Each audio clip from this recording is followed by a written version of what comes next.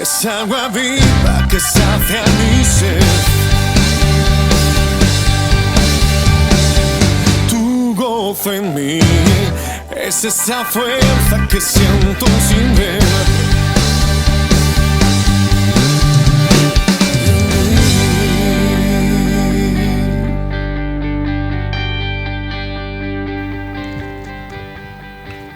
Yo había titulado esta palabra, Jesús necesita.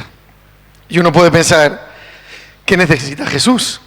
Si es el dueño de todo. Jesús no necesita nada, ¿verdad? Dice Colosenses 1:16 que todo fue creado por Él y para Él. Sin embargo, Jesús sí tiene una necesidad. Y en su ministerio terrenal tuvo necesidades, tales como cada uno de usted y yo tenemos necesidad. Y en el versículo 6 dice, cansado del camino, se sentó junto al pozo. Y una vez estaba sentado en el pozo, se dirigió a una mujer que estaba en aquel lugar y le dijo, dame de beber. Y si leemos toda la historia, dice que los discípulos habían ido a traerle algo de comida, a buscar algo de comida. Y con ello se corroboraban las dos necesidades básicas que todo ser humano tiene, y es de comer y beber. Igual que Jesús, era hombre en la tierra, se comportó como hombre en la tierra. Nunca usó su divinidad, aunque era Dios, nunca la usó. Y eso es una ventaja para nosotros, porque si Él pudo vencer a través del poder de Dios en su vida, nosotros también. Y en este pasaje dice que le pidió a la mujer de beber. Sin embargo, Él le dijo, si tú me conocieras, serías tú la que me pidieras agua a mí, porque yo tengo agua de vida para dártelo a ti. Eso dice en el versículo 10.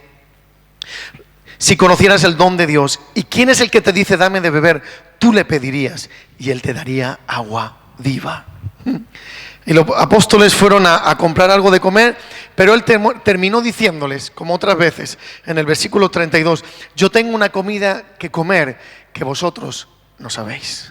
O sea, yo tengo otra comida que ustedes también deberían comer, les dijo. No solamente lo que sacia el estómago, le dijo a los discípulos, sino hay otra comida aún más importante. Y sin los discípulos, ¿sabe usted que la imaginación de ellos se les voló? ¿Quién le trajo de comer? ¿Algún pollo asado? ¿Algún hornadito? ¿Algún sancocho? ¿Qué le habían traído a Jesús de comer? Pero Jesús le dijo, espera, no piensen tanto. Mi comida es que haga la voluntad del que me envió y acabe su obra. Y esa también es, ese también es nuestro mandato, nuestro quehacer, que hagamos la voluntad de Dios y que acabemos la obra. Qué hermoso que en los últimos días podamos decir como Pablo, he guardado la fe, he acabado la carrera. Ojalá el día de mañana nosotros podamos decir, he guardado la fe, he acabado la carrera, ¿verdad? Y esta declaración tuvo que haber hecho, me imagino, reflexionar a los discípulos en lo que es prioritario, a lo que es urgente. Y ayer era prioritario y urgente estar aquí. Prioritario y urgente estar aquí y predicar. Hay gente, no, pastor, no he podido traer a nadie. ¿A cuántos invitaste? A 2. Y si invitas a 20, posiblemente alguno venga. Si invitas a más y sembramos, ¿verdad? Posiblemente, si tiramos muchas más semillas, puede germinar alguna más. ¿Está usted de acuerdo o no?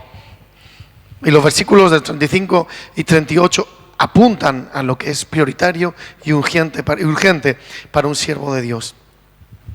Y esta historia comienza con el título. En el versículo 4 dice, le era necesario. En el versículo 4 dice, y le era necesario pasar por Samaria. Y de ahí desprendo el título de que Jesús necesitaba pasar por Samaria. Y Jesús tiene una necesidad, y es pasar por donde hay necesidad. Dios, a través de Jesús y a través del Espíritu Santo, nunca rehuyó la necesidad de los demás.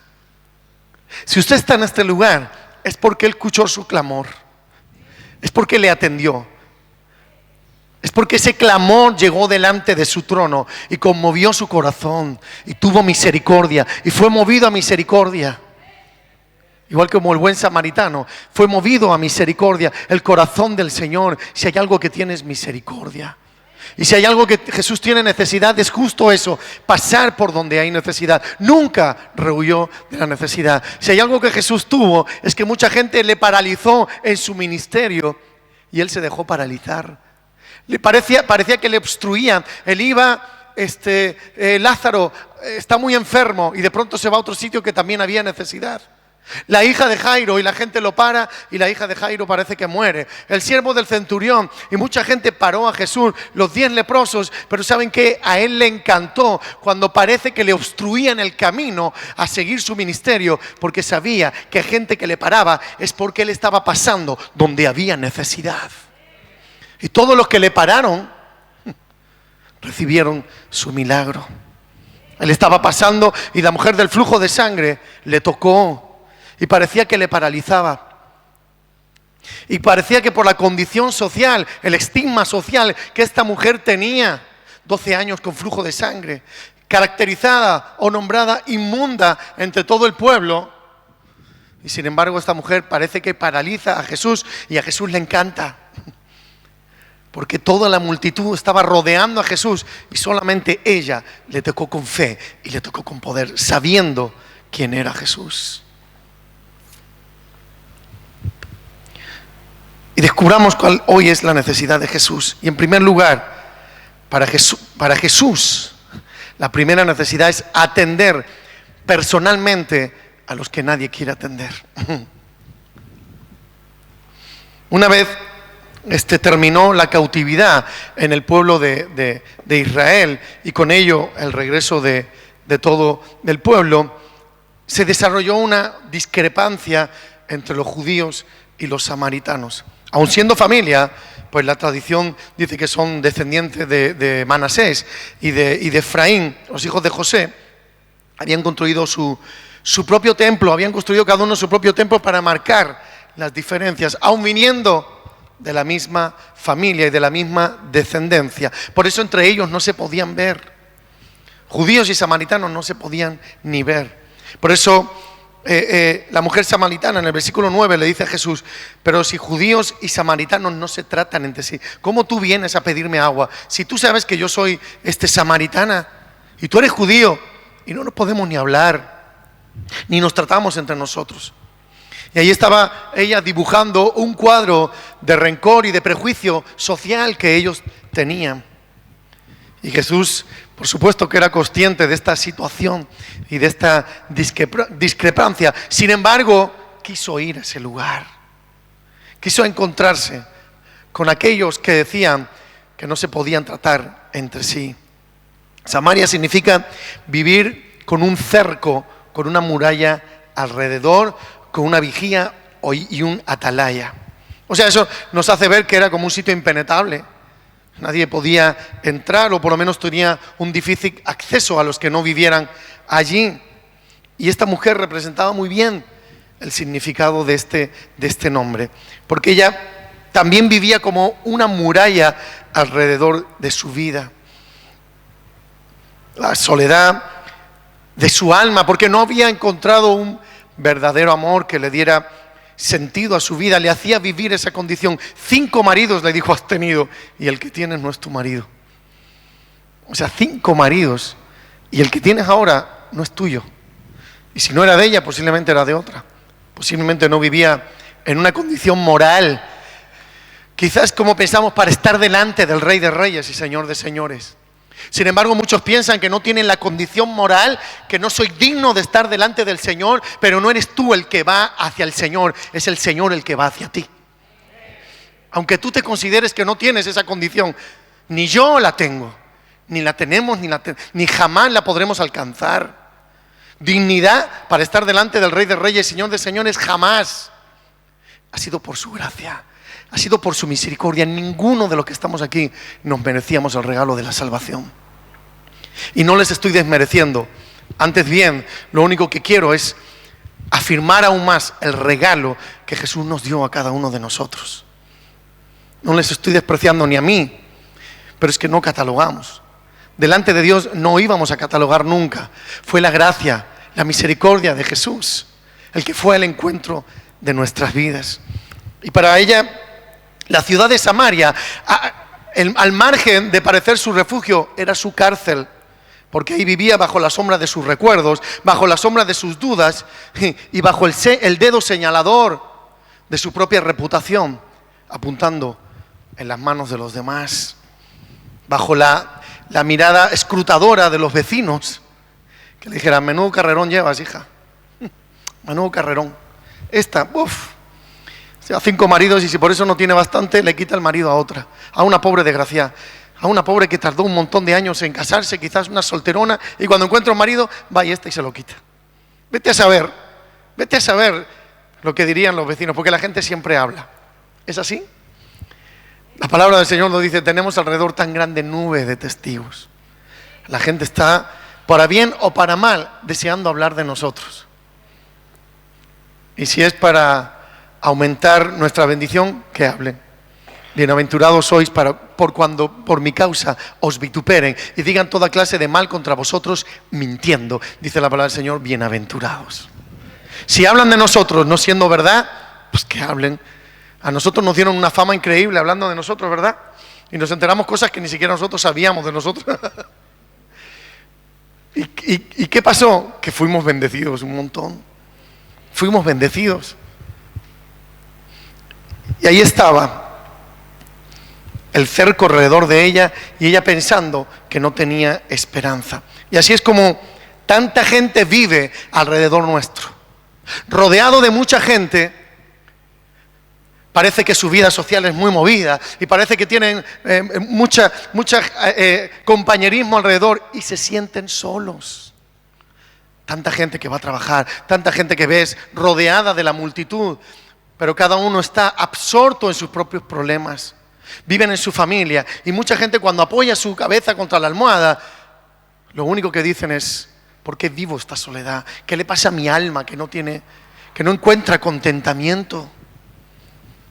Como ayer hablamos, mucha más gente de la que usted piensa. No, eso solamente le pasa a los pobres, mentira. Como les dije hace unos meses, salía la noticia de que un millonario inglés, ya va varios, hace unos años también salió otro, que era súper guapo, rico, con un montón de coches, y se suicidó. No solamente le pasa a los pobres, también le pasa a los ricos. ¿Cuántos ricos se suicidan? Teniéndolo todo, aparentemente teniéndolo todo, pero una soledad en el alma. Y a esta mujer le pasaba. Hay personas que han hecho un muro alrededor de sus corazones. Hay gente que usted ve que parece dura, fría, calculadora, insensible, pero lo único que han hecho es un muro alrededor de su corazón para no sufrir. Tantas veces le golpearon su corazón, tantas veces le dañaron su corazón, tantas veces le decepcionaron, le traicionaron y le defraudaron, que prefirieron hacer un muro alrededor de su corazón. Y si tú habláramos con ellos y llegáramos hasta el quid de la cuestión, ¿qué es lo que le pasó?, se darían cuenta cómo se rompen y cómo se abren para que pueda entrar la palabra del Señor y pueda tocar no solamente su cuerpo, tampoco su alma, que ahí no llegan ni los psicólogos, sino su espíritu, y levantarlos en el nombre de Jesús. ¿Cuánta gente? Si acercáramos a tanta gente que parece insensible y fría, nos daríamos cuenta que porque viven así. Mucha gente vive encerrado en su mundo religioso o filosófico o místico, ¿verdad? O quizás en un mundo lleno de vicios o de amargura o de depresión por todo lo que... Nadie nace y de pronto crece en un lugar feliz y se casa con alguien y es feliz, y de pronto entra la depresión y la amargura y se encierra. Algo, siempre pasa algo, siempre hay un detonante para que la gente se encierre en su mundo. Y la gente, o la mujer de esta historia, nos revela o nos describe la condición en la que gente vive sin haber conocido la libertad que nosotros hemos conocido. Lo triste, ¿saben lo que es? Que muchos de nosotros, habiendo conocido la libertad en Cristo, querramos volver a los rudimentos del pasado. Eso es triste. que habiendo conocido la libertad y el gozo de Cristo, querramos volver otra vez a ser esclavos del pecado, a ser esclavos de lo que antes nos atormentaba. Eso es triste y eso es duro, no disfrutar esta libertad.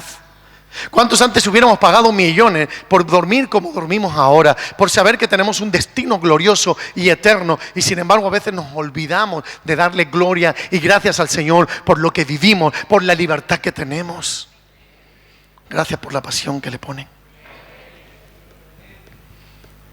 Deberíamos decir, wow, aunque esté pasando valle de sombra de muerte. Y si usted se fija bien, dice sombra de muerte, no dice valle de muerte. Solo es una sombra. Amén. Solo es una sombra. Aunque ande en valle de sombra, que parece que la sombra de la muerte me va a tocar, solo es la sombra. ¿Y sabe lo que hace el sol o la sombra o la luz a la sombra? Lo aumenta. Si tú ves un ratón en la sombra parece que es un elefante. Y cuando giras así dices, pues si solo es un ratón. Eso sucede con la sombra de muerte. Solo es una sombra. La muerte no nos puede tocar. Y aunque nos tocara, podríamos decir como Pablo, para mí el vivir es Cristo y el morir es ganancia. Amén. Y a veces vivimos como que no tenemos esa libertad, como que el gozo se nos está perdiendo. Y esta mujer vivía dominada en un letargo, esclavizada bajo su propia lujuria. Los hombres que había tenido no le habían dado satisfacción en su alma. Quizás habían satisfecho su cuerpo o ellos mismos, pero habían acrecentado aún más el vacío del alma de esta mujer. Y con esta mujer Jesús tuvo intencionadamente un encuentro con ella. La buscó. Dijo, ahí hay una mujer que tiene una necesidad increíble. Porque los que han perdido toda la esperanza en Cristo todavía tienen esperanza. Los que parece que ya lo tienen todo perdido, Jesús sale a su encuentro de la forma más increíble posible. Y Jesús sale al encuentro. Y uno piensa que son casualidades. No es casualidad, me hablaron de Cristo, pero fue una casualidad. No fue una casualidad. Cristo preparó ese encuentro de antemano porque quiere tu libertad, quiere tu salvación, quiere tu sanidad, quiere tu restauración, quiere que tú seas todo lo que Él ha dicho que tú eres. Amén.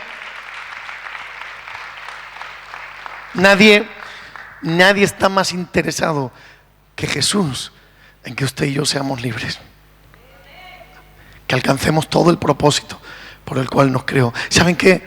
Dios no nos creó para que viniéramos a esta tierra a sufrir. Eso no es así. Dios no nos creó para que viviéramos esclavizados, amargados, depresivos. Dios no nos creó para eso. Por eso tiene ese encuentro con esa mujer. Y después cuando vemos y conocemos la historia, supimos cómo usó Dios tremendamente después a esa mujer para cumplir el propósito por el cual había nacido. Y aunque muchos de nosotros hayamos sufrido muchísimo, y aunque muchos de nosotros quizás hayamos perdido la esperanza de decir, ya no tendré una vida feliz, en Cristo, cuando hay un refrán que dice, mientras hay vida, y si está la vida de Cristo en nuestras vidas, tenemos esperanza de ser felices, de estar completos, de nuestra alma estar llena. Amén. Vivamos lo que vivamos. En segundo lugar, Jesús mora con los que nadie moraría. Cuando los discípulos regresaron y lo ven sentado con una mujer, se asombraron. Pero cuando se dieron cuenta que era samaritana, aún más, dijeron, pero este hombre no sabe con quién está sentado. Este hombre no se da cuenta. No se da cuenta que él es un rabí, que él es un maestro, que él no puede sentarse con esa clase de mujeres. Y hasta en los discípulos estaban esos prejuicios muchas veces en sus corazones. Y las barreras eran notorias, pero Jesús rompió barreras constantemente. Jesús era un transgresor, rompía las barreras constantemente, rompía las leyes que el ser humano había puesto para encerrar al mismo ser humano. Por eso es que sanaba en el día de reposo. Y les decía, ¿ustedes ven que su animal de carga o su buey o su burro cae en un pozo y no lo sacan? Aun siendo día de reposo, ¿ustedes dejan que se mueran? No, pues yo también salvo y sano en el día de reposo. solo que no salvo burros. Bueno, alguno más que otro, pero salvo personas. Yo también lo hago. Si ustedes por su animal, yo también. Y rompía tradiciones y arraigos humanos que nos encerraban, que habían servido para proclamar el letargo aún más espiritual de los hombres.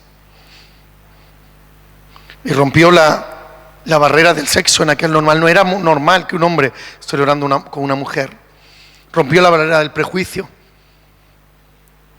porque se sentó con una mujer y encima samaritana, alguien que era muy menospreciada por los judíos.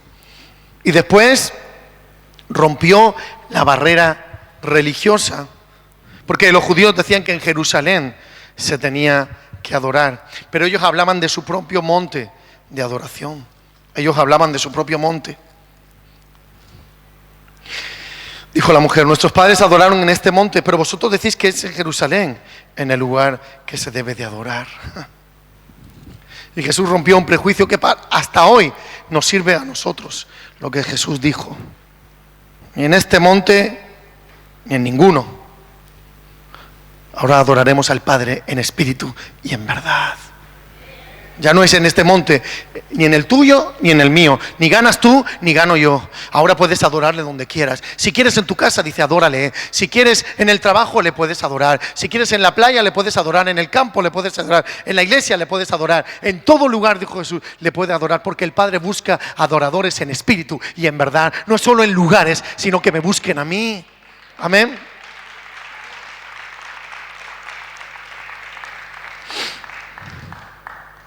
Y ahí está Jesús enfrente de esta mujer, la cual tiene una carga pesada sobre sus hombros. Una mujer que representa la soledad en su más extensa y amplia expresión. No solamente eso, sino que tristeza, frustración, al ver que ya no había salida para ella. Esos muros de Samaria todavía le rodeaban muchísimo más. Y yo me imagino que esta mujer fue a buscar agua al pozo en la hora donde se suponía que no había mucha gente. O sea, uno no va a buscar agua en un pozo en Jerusalén, que hace un calor terrible, y nosotros nos pasó algo.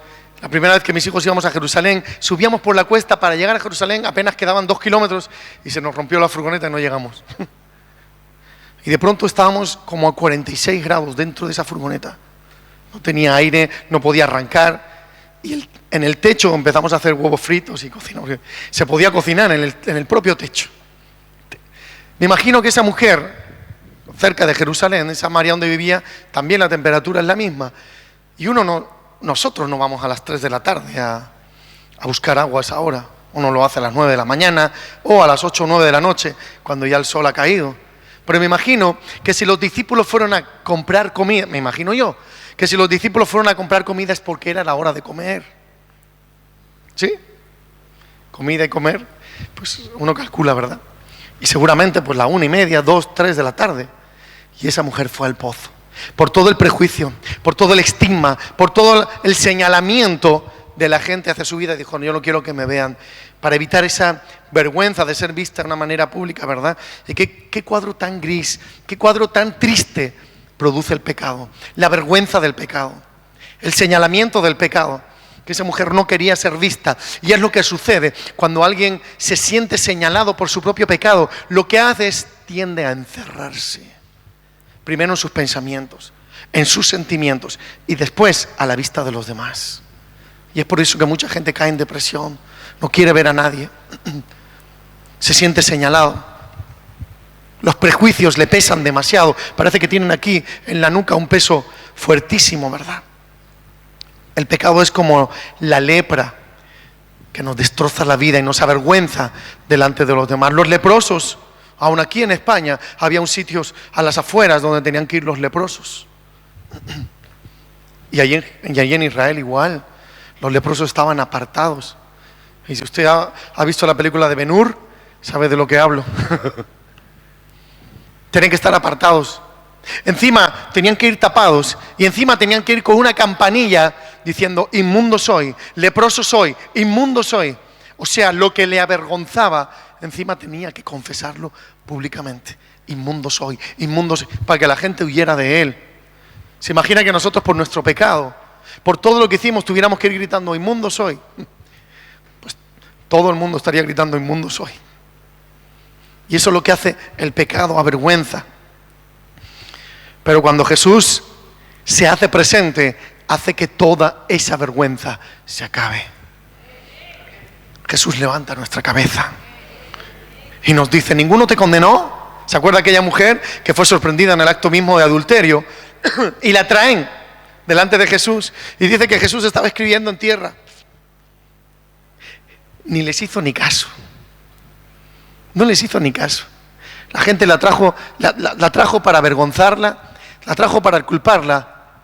No, la trajo para pillar a Jesús. Esa fue la verdadera razón. Para ver si Jesús incurría en una falta.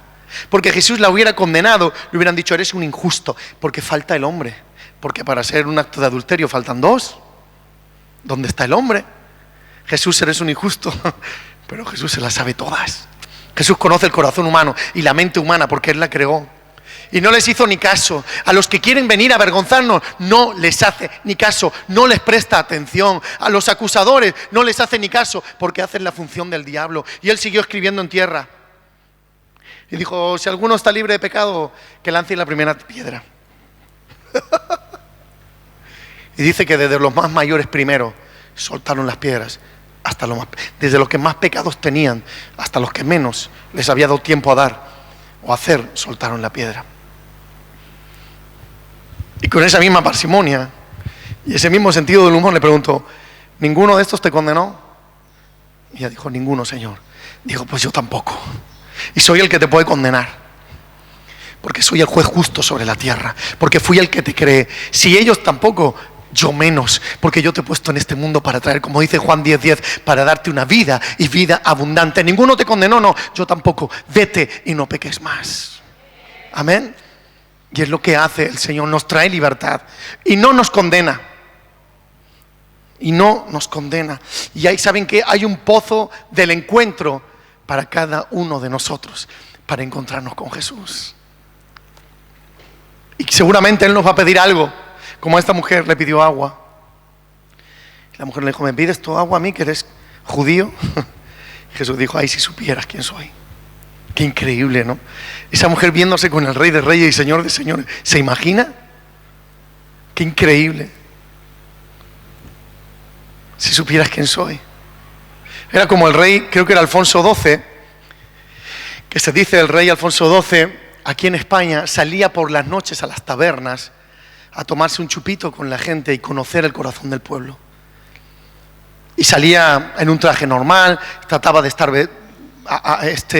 amagado para que la gente no lo pudiera reconocer. Obviamente algunos lo reconocían y se quedaban increíblemente sorprendidos, pero hay mucha gente que no lo conocía y él se tomaba un chupito con la gente, una cervecita, un vinito ¿y tú qué piensas del rey? ¿Y qué mejoraría? ¿Y qué harías? Se juntaba con la chusma. Como yo prediqué un día, no se junte con la chusma, ¿se acuerdan? Sin embargo, Jesús se juntó con la chusma. Los mejores piropos que Jesús recibió fueron que con prostitutas comes y cenas, con pecadores, con ladrones, te ves con ellos. Y pensaba que le estaban insultando a Jesús y era el mejor piropo, porque le dijo, a ustedes yo no he venido, ustedes no tienen necesidad, yo he venido a los que tienen necesidad, a los que me reciben. Por eso usted y yo estamos aquí, porque Él vino a nosotros, que teníamos necesidad, la reconocimos y pudimos alcanzar misericordia. Amén. Déselo al Señor si se lo da bien fuerte.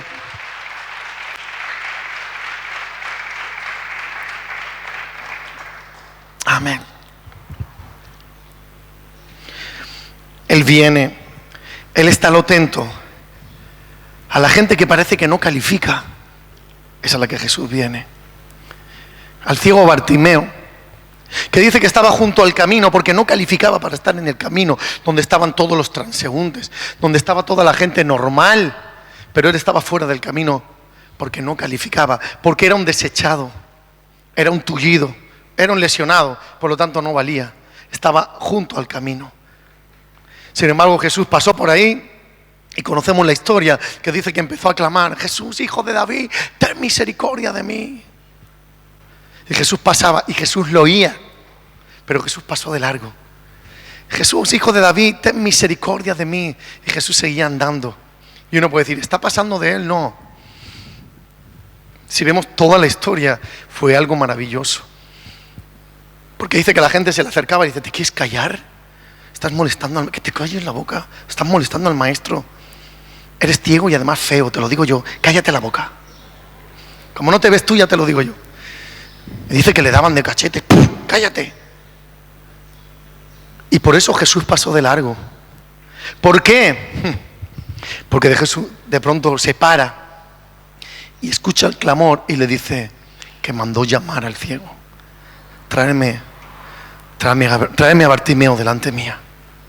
Y ahora todos los que le han dicho, cállate, no te va a hacer caso, eres un desechado, no vales para la sociedad, tú no calificas, eres un inválido, no sirves. Todos esos que le dijeron, cállate, fueron a él. Y le dijeron, ¿sabes qué? El maestro te llama. Bartimeito guapo, ven, yo te llevo. Te va a hacer tu milagro. Ya te lo estábamos diciendo, Bartimeo, qué guapo eres, de verdad. Si te vieras, me casaría contigo, pero vamos, te voy a llevar delante de Jesús. Y ahora ellos querían ir delante de Jesús, porque sabían que si estaban delante de Jesús, algo grande iba a pasar. Y ellos querían, ¿verdad? Ahora sí, ahora te llaman, eres importante. Vente, yo te acompaño también. Como la gente que acompaña a Cristiano Ronaldo, ¿verdad? Como que son pez rémora. ¿Sabe lo que son los pez rémora? El tiburón tiene un pez que se le pega, un pez pequeño que se le pega, y ahí se le pega a él.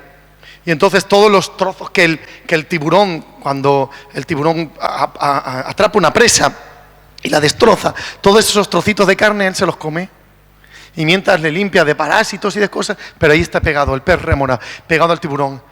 Y así esto de ciego Bartimeo, así eran, pez rémora. Ahora quiero estar delante de ti, contigo, porque vas a estar delante del maestro.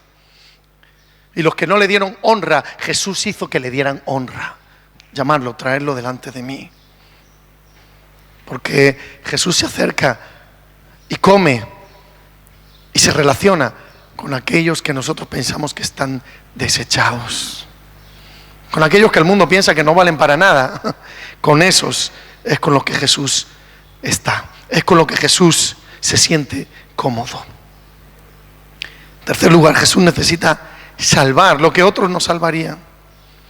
Fíjese, los judíos habían construido hasta caminos diferentes para poder pasar cerca, pero no entrar en Samaria, para no tener encuentros con el pueblo samaritano, con el despreciado pueblo samaritano. Y habían hecho rutas alternativas para que solo pasaran los judíos, que ni siquiera pasaran los samaritanos. Pero dice que a Jesús le era necesario pasar por Samaria. Ningún judío había pasado por ahí, o ningún judío quería pasar por ahí. Sin embargo, el maestro dice, me es necesario pasar por Samaria. Hay necesidad en ese pueblo, hay necesidad en esa gente, y yo tengo que ir a salvar lo que otros no quieren salvar. Lo que ustedes, judíos, fariseos, escribas, doctos de la ley, religiosos, divinidades eclesiásticas, ustedes no quieren pasar por Samaria para salvarla, yo voy a pasar por Samaria para salvarlos. Y lo que nosotros vemos muchas veces, que hay personas que parece que no tienen esperanza. No, este ya está perdido. No sé si le pasó a veces con gente, este está perdido ya, este ya no tiene. A esos que nosotros pensamos que están perdidos, a esos que el mundo ve que están perdidos, a esos son los que Jesús dice, voy a pasar por ese lugar, los voy a salvar, porque nada está perdido. Para mí no hay nada imposible, dice el Señor. No hay nada imposible. Y aquel pozo de Jacob, con tantos años de historia, es donde Jesús se propuso salvar no solo a esa mujer, sino que después dice que todo Samaria conoció de la palabra de Dios a través de esa mujer. Conoció que Cristo era un profeta verdadero. Y aquí Jesús nos estaba presentando un plan de salvación increíble. Aquí, escuche, los que les gusta evangelizar, aquí tienen un manual de evangelización. Unos pasos que Jesús dio que nosotros deberíamos también saber para evangelizar. Un manual de un verdadero ganador de almas.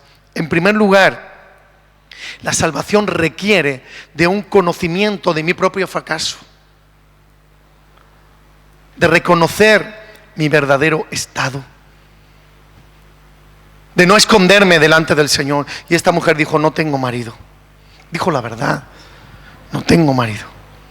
El que vive conmigo no es mi marido. Mi condición es que no tengo marido. Y esta conducta fue la que condujo a Jesús a decirle y al reconocimiento de que esta mujer estaba viviendo su propio fracaso. Ella misma se dio cuenta que por todo lo que había vivido, en todo lo que había buscado, no había encontrado el amor ni la felicidad, que todo lo que gobernaba en ella necesitaba ser cambiado, que quizás no le había dado su amor a todos estos maridos, porque quizás el primero la traicionó, el segundo dijo: bueno, me caso con estos por tener a alguien, pero ni siquiera le entrego mi corazón. Quizás fue de un sitio a otro, de una casa a otra, de unas manos a otra, que quizás uno la trató bien, otro regular, otro mal, y no había podido llenar su sed, no había podido llenar su alma, porque no se olvide que nuestra alma es eterna, ¿sí? Nuestra alma, pero nuestra alma es eterna, y el único que puede llenar un alma eterna es el Eterno. Amén. El único que puede llenar la sed de nuestra alma es alguien eterno, alguien que dice que ni los cielos de los cielos lo pueden contener. No es que la gente piensa que los cielos contienen a Dios y Él vive en los cielos. ¿Saben qué? Los cielos están contenidos en Él. Dice que sostiene, imagínense el tamaño de su Dios, dice que sostiene los mares de este mundo con la palma de su mano. ¿Se imagina el tamaño de su Dios? ¿Se imagina el tamaño de nuestro Padre? Y nosotros Diosito, Diosito, ayúdame, hazme este milagrito, Diosito. Y lo hacemos. Es verdad, hay gente que habla, yo sé que lo dice con cariño, pero lo empequeñece. Diosito, Diosito, hazme este milagro. No, Diosito, Diosito, no. Jehová de los ejércitos, tú estás conmigo. Igual que libraste al pueblo de Israel de la mano de Faraón, tú me vas a librar ahora de este problema, porque tú eres Jehová de los ejércitos. Jehová Jireh, mi sanador. Jehová Rafa, Jehová Jireh, mi proveedor. Amén. Y hasta que el hombre no reconozca su condición, no se podrá arrepentir. Y después la salvación plantea que necesitamos un encuentro de adoración, un encuentro real con el Señor. Y ahí en el 19 al 24 lo hemos leído: ni en este monte ni en aquel, es ahora la hora cuando vienen los adoradores. Y Dios está buscando a esos adoradores en espíritu y en verdad. Escuche, tenía la religión de sus papás, pero estaba perdida eternamente. Eso significa que Dios no tiene nietos, Dios solo tiene hijos. Que mis hijos, por mucho que sean el hijo del pastor, no van a presentarse allí y decir: mi papá era el pastor tal. Y dije: ¿quién? Yo no conozco al pastor tal, yo conozco a mi hijo tal, pero al pastor tal no te valen los calificativos aquí, no valen los nombres ni los títulos, nos dirá el Señor, valen los méritos propios. Y porque mi madre lleve 30 años en el Señor y mis padres 40 años sirviendo, eso no nos va a salvar a nosotros. Necesitamos un encuentro con el Señor. Y ellos también eran muy religiosos y adoraban a Dios en su monte, sin embargo estaba eternamente perdida. Porque la religión no nos puede salvar, solamente nos puede salvar nuestro Dios, aquel que venció a la cruz, aquel que venció a la muerte y nos ha dado vida y vida en abundancia. Y encima le confronta diciéndole que el lugar no es lo importante, que le encanta tener un buen lugar para adorar al Señor. Y si puede ser con aire acondicionado, y si puede ser con butacas que estén bien, mejor, está bien, sobre todo para que la gente no se duerma. Las próximas sillas las voy a poner duras y con pinchos, así para que la gente esté moviéndose y esté despierta, ¿verdad? Pues estas son bien cómodas y hay algunos que ya no se duermen, porque siempre digo, ¿verdad?, que el cristiano es el que aprendió a dormir con los ojos abiertos. Hay gente que está así por la media hora, 40, 50 minutos que predica, está así. Y cuando aplaudimos, ¡amén!, ahí se despierta. El cristiano es el único que duerme, Cristian, con los ojos abiertos.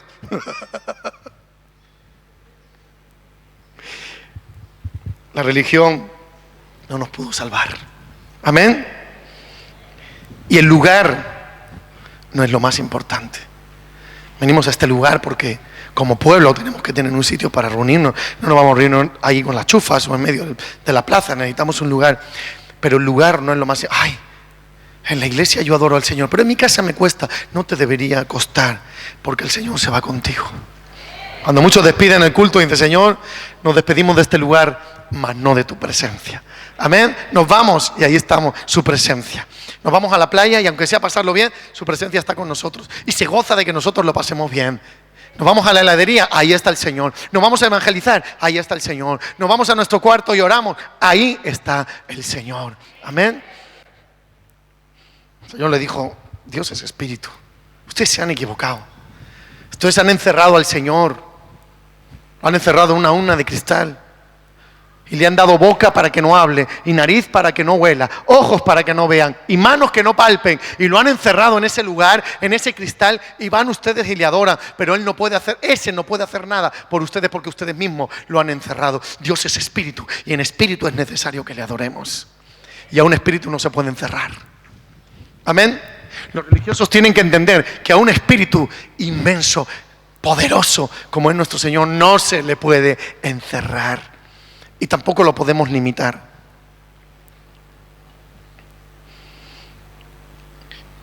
Jesús necesitaba aprovechar lo que otros desecharían. ¿Quién podía ir de misionero a Samaria? ¿A quién podían enviar de los discípulos que eran judíos para que fuera misionero en Samaria? En aquel tiempo a nadie. Si usted lo piensa bien, a nadie. ¿Qué instrumento podrían usar para aquellos que estaban encerrados en ese cerco, en esa muralla llamado Samaria, verdad? Sin embargo, la palabra del Señor nos dice que fue esta mujer la que fue la evangelizadora de todo ese pueblo. Yo tuve una predicación hablando de esta mujer y le puse la mujer importante. Se convirtió en una mujer tan importante, desechada, estigmatizada, señalada, apartada, y sin embargo Dios la usa para ser la que evangelizó a todo su pueblo, para traer salvación a todo su pueblo, porque usted y yo no podemos limitar a Dios, y a veces usted y yo hemos limitado. ¿Qué hará el Señor conmigo? ¿Qué podrá hacer conmigo? Si yo soy... Sí. No puedes limitar a Dios, el poder de Dios que está en tu vida. Puedes hacer cosas increíbles y maravillosas, porque no eres tú, es el que habita en ti el que lo va a hacer. Y hemos limitado a Dios. No, ¿podrá el Señor salir algo bueno de Judea? ¿Podrá salir algo bueno? ¿Podrá hacer el Señor algo bueno con nosotros? El poder del Señor es ilimitado. Y dice la palabra del Señor, ¿verdad? O nos enseña que aquellos que un día quizás pudieron satisfacerse carnalmente con el cuerpo de esta mujer, ahora están oyendo de sus propios labios el poder de salvación, el mensaje de salvación que iba a cambiar a todo ese pueblo. Y dice en el versículo 28: entonces la mujer dejó su cántaro y se fue a la ciudad y dijo a los hombres: venid, ven a un hombre que me ha dicho todo cuanto he hecho. ¿No será este el Cristo? Wow. No le dijo: ¿no será un profeta real? Lo reconoció como Cristo, como el ungido de Dios. O sea, no le dijo: no, este hombre me ha dicho lo que... Este es un profeta real, este es un rabí verdadero. No. Lo reconoció como Dios. ¿No será este el Cristo? Dice que entonces salieron de la ciudad y vinieron todos a Él. Y por causa de una mujer desechada, apartada, todos... El pueblo dice que todos vinieron a Cristo. Y no sabes dónde Dios te va a poner. Y no sabes dónde Dios te va a usar. Y no sabes lo que Dios puede hacer con tu vida. Quizás eres la punta de lanza en tu familia. Quizás te desechan. Quizás te desprecian. Porque eres la primera o el primero que trae salvación a su casa. Quizás te dicen: estás loco, te han lavado el cerebro, te han comido el coco. Te has metido en una secta, ten cuidado donde te metes. Seguro que te lo pueden decir, ¿verdad? Pero esta mujer perseveró para traer salvación a todo su pueblo. Dijo, venid y ved. Y no se escondió, dijo, este hombre me ha dicho la condición de mi corazón, que estoy en pecado y necesito arrepentimiento. No se escondió, no se avergonzó. Pero ¿saben qué? Me ha traído una palabra de verdad, me ha traído una palabra de desafío. Venid y ved. Y dice que todos vinieron a Jesús. Y cuando usted vaya con su necesidad, y cuando usted vaya con su arrepentimiento al mundo y le diga lo que Jesús ha hecho por usted, la gente le seguirá y vendrán a Jesús. Amén. Fue primero, dice, que a los que le conocían muy bien, a los que lo sabía su vida. Y esta viene a nosotros a decirnos ahora de salvación y de eternidad y de santidad y de Cristo. Pero le siguieron porque vieron esa actitud de su corazón. Y dice que les habló de la auténtica agua de vida. Les regaló el mensaje de salvación. Les regaló la vida eterna. Aquí se cumple lo que dijo Pablo en Romanos 1:27. Yo se lo leo. Dice, más bien Dios ha elegido lo necio, lo desechado, lo despreciado, dice otra versión, del mundo para avergonzar a los sabios. Dios ha escogido lo que nadie usaría, donde nadie pondría sus ojos, donde la gente cree que no hay valor. Dice que Dios ha elegido lo necio, lo apartado y desechado del mundo para avergonzar a los sabios, y lo débil del mundo Dios ha elegido para avergonzar a los que se creen fuertes. Por eso no podemos desestimar lo que Dios ha puesto en nuestras vidas. Cuando usted dice no puedo, no soy capaz, ya no tengo fuerzas, no tengo capacidad. Cuando usted está haciendo eso, usted está pecando con lo que Dios ha puesto en su vida. Porque también es pecado el orgullo, pero también la infravaloración también es pecado. Es pecado creerme más de lo que soy, porque no lo hago yo, es Cristo en mí. Amén. No lo hacemos nosotros, es Cristo en nosotros. Pero ¿saben qué? Cuando digo que tampoco lo puedo hacer, también estoy diciendo que tampoco Cristo lo puede hacer a través de mi vida. Es pecado el orgullo, pero también la infravaloración. Tenemos que estar alineados, sabiendo qué es lo que Dios quiere de nuestras vidas y expectantes de saber que Dios puede hacer cualquier cosa a través de nosotros. Amén. Y a muchos en el día de hoy Jesús nos está diciendo, siéntate conmigo, te voy a dar agua de vida. Es más, yo voy a sentarme contigo para darte agua de vida. Y Jesús aprovecha esta circunstancia, la conversión de esta samaritana, para hablarle a los discípulos. Y dice en el versículo 35, ¿no decís vosotros aún faltan 4 meses para que llegue la siega? Y aquí os digo, alzad vuestros ojos y mirad los campos, porque ya están blancos para la siega. Les está hablando de la comida que tienen que hacer. Y Jesús mira los campos, porque en lo terrenal todavía faltaban 4 meses. Y los discípulos decían, pero todavía faltan 4 meses para que salga la chufa, todavía faltan 4 meses para que salga el arroz, todavía.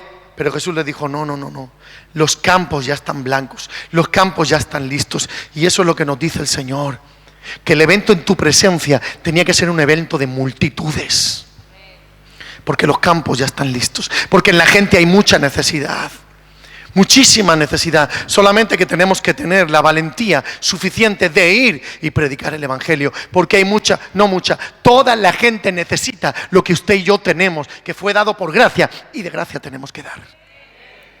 Amén. Los campos ya están blancos.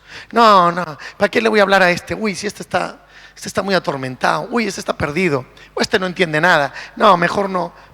Este se va a avergonzar. O este me va a ridiculizar. Y no hablamos a nadie. Sin embargo, Jesús dijo, los campos ya están listos. Es tiempo de hablar, es tiempo de echar la red. Amén.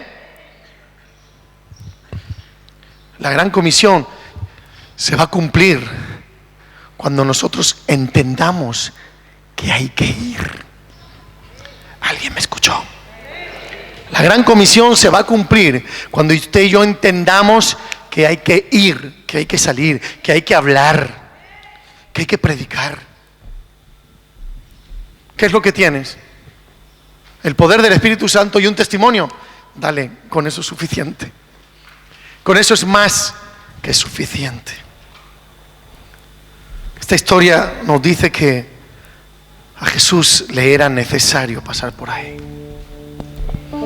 Jesús tenía esa necesidad de pasar por ese lugar, porque Él veía mucho más allá. Él estaba viendo la necesidad de una mujer, que si esa mujer entendía el propósito por el cual Jesús estaba allí, esa mujer iba a llevar a la salvación a todo un pueblo. Como cuando les dijo, pasemos al otro lado. Y se armó la tormenta, y muchos de nosotros cuando se armó la tormenta hubiéramos dicho, no es tiempo de ir, mira qué tormenta, mira qué oposición, mejor me quedo en mi casita, volvamos a casa. Pero Jesús sabía que en el otro lado estaba el Gadareno y que tenía que escuchar y ser liberado. Y le dijo, me voy contigo. Y le dijo, no, ves y di cuántas cosas Dios ha hecho contigo, pero no reveles que yo estoy aquí, no reveles que no se pudo callar. Y dijo todo lo que Jesús había hecho a través de su vida. Es tiempo de pasar al otro lado. Es tiempo de ir a Samaria. Amén.